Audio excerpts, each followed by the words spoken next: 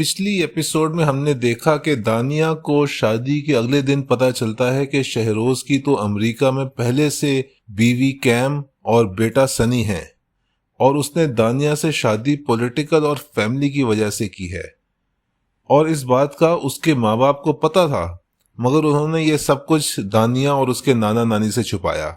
نانا جان جو کہ دانیہ کے لیے ناشتہ لائے ہوئے تھے، انہیں گھر کے باہر بٹھایا گیا اور دانیہ سے ملنے بھی نہیں دیا جاتا، جس پہ وہ ناراض ہوتے رہتے ہیں اور اپنی بے عزتی سہے چلے جا رہے ہوتے ہیں۔ دانیہ کا سیل فون بھی اس کی ساس نے لے لیا ہے، اس لیے نانا اس سے بات بھی نہیں کر سکتے۔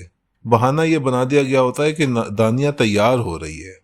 اندر غیاث الدین صاحب بیمار پڑے ہوئے ہوتے ہیں، شکل سے تو بیمار نہیں لگ رہے ہوتے، ایسا لگتا ہے جیسے ہٹا کٹا انسان بیمار ہونے کا ناٹک کر رہا ہے، لیکن چلو مان لیتے ہیں کہ بیمار ہے۔ بیماری میں بھی وہ ہیں پورے، شہروز کی پہلی شادی چھپانے میں وہ بھی پوری طرح ملوث ہوتے ہیں۔ دانیہ کی نانی غیاث الدین کو فون کرتی ہے تاکہ دانیہ سے رابطہ ہو سکے، لیکن غیاث الدین کی جگہ دانیہ کی ساس شاہانہ بیگم ان سے بات کرتی ہے اور کافی بدتمیزی سے بات کرتی ہے اور فون بند کر دیتی ہے۔ نانا جان دانیہ سے ملے بغیر نامراد ہو کر واپس لوٹتے ہیں۔ نانی پہچان جاتی ہیں کہ دانیہ کو قید کر کے رکھا گیا ہے۔ غیاث الدین صاحب دانیہ سے کہتے ہیں کہ شہروز کی پہلی بیوی کی ان سے کوئی قدریں، زبان، مذہب کچھ بھی مشترک نہیں ہے۔ دانیہ ہی اس گھر کی اصل بہو ہے۔ اگرچہ شہروز کا اس کی پہلی بیوی سے دل کا رشتہ ہے، مگر وہ امریکہ میں ہی رہے گی، اور دانیہ کا فرض ہے کہ وہ خاندان کی عزت کی خاطر عزت کی حفاظت کرے اور شہروز کی پہلی شادی کا کسی کو نہ بتائے، اور شہروز کے دل میں اپنی جگہ بنانے کی کوشش کرے۔ جب دانیہ مان جاتی ہے تو اس کی ساس اسے اس کا فون بھی واپس کر دیتی ہیں کہ نانا نانی سے کانٹیکٹ کر لے، لیکن بات سپیکر پہ کرے اور کہہ دے کہ سب کچھ ٹھیک ہے۔ دانیہ ایسا ہی کرتی ہے، مگر بات کرتے کرتے اس کا رونا چھوٹ جاتا ہے۔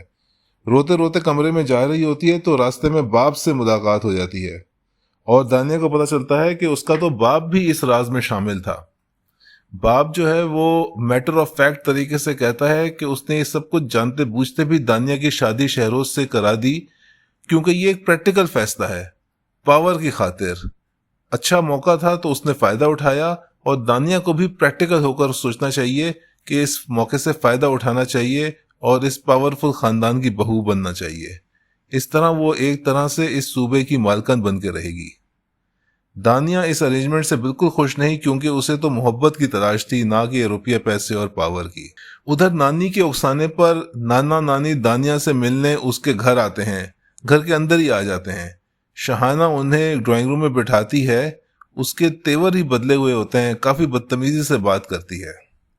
دوسری طرف سیاسی شہروز دانیہ سے پیار بھری باتیں کر کے اسے رام کرتا ہے، اسے اس کی اہمیت بتاتا ہے کہ اسے خاندان کو جوڑ کے رکھنا ہے، خاندان کی عزت کا خیال کرنا ہے، اور اپنے مرتے ہوئے تایا کی خوشی کا خیال رکھنا ہے۔ اس طرح ایموشنل بلیک میل کر کے اسے منا لیتا ہے۔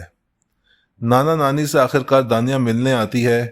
نانا نانی اسے اپنے ساتھ لے جانے کے ارادے سے آئے ہوئے ہوتے ہیں، لیکن دانیہ ایکٹنگ کرتی کہ وہ خوش ہے اور سب کچھ ٹھیک ہے۔ غیاث الدین صاحب پریس کانفرنس کر کے سٹیٹمنٹ دیتے ہیں کہ ان کے مرنے کے بعد شہروز ہی ان کا جانشین ہوگا، جیسے کہ پاکستان کی پولیٹکس میں ہوتا ہے، اور دانیہ ان کی بہو اس کے ساتھ ہوگی۔ دانیہ کا یہ سیاسی زندگی سے پہلا سامنا ہوتا ہے۔